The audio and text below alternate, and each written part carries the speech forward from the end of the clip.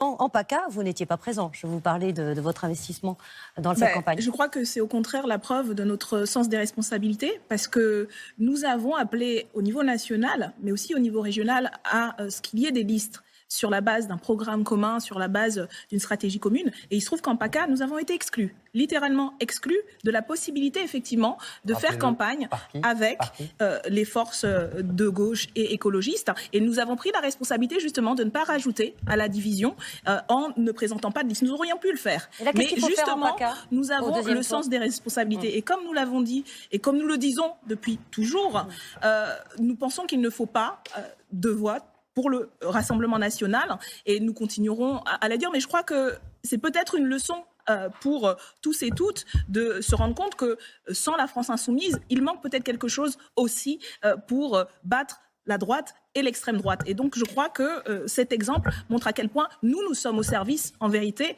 d'une union populaire qui permettrait d'avoir ce terrible choix qu'on a aujourd'hui face à la droite et à l'extrême droite. Nous accueillons la droite et l'extrême droite.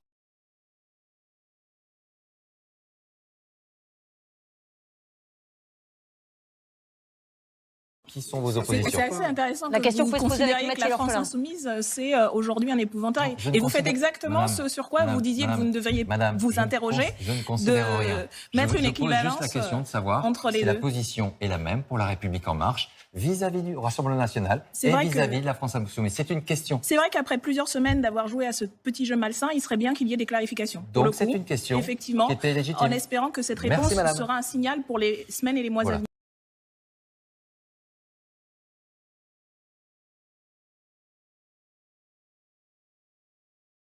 On leur a quand même fait un beau tapis rouge, parce que c'est une véritable défaite, d'autant que tout le débat a tourné autour de vos sujets. Vous êtes arrivé quand même à parler de sécurité et de prérogatives de sécurité au niveau de la région, ce qui n'était pas du tout le cas. Mais c'est faux, donc, en vérité, c'est votre obsession, ce sont vos obsessions qui ont alimenté. Je ne crois pas que vous tout soyez le débat les mieux placés aujourd'hui pour parler de République et pour nous donner des leçons. Et pourtant, c'est un échec cuisant. C'est votre défaite ainsi que celui de la majorité. Mais arrêtez de dire que une des raisons pour lesquelles le climat était si toxique et si dégoûtant pour beaucoup de gens qui étaient dégoûtés, c'est parce que ce sont vos sujets qui ont monopolisé la sécurité, toute l'attention madame, est en tête des préoccupations. Alors je sais bien que vous considérez que l'intégralité des terroristes sont des fonctionnaires de l'État, comme l'a dit M. Mélenchon. On retourne sur le terrorisme.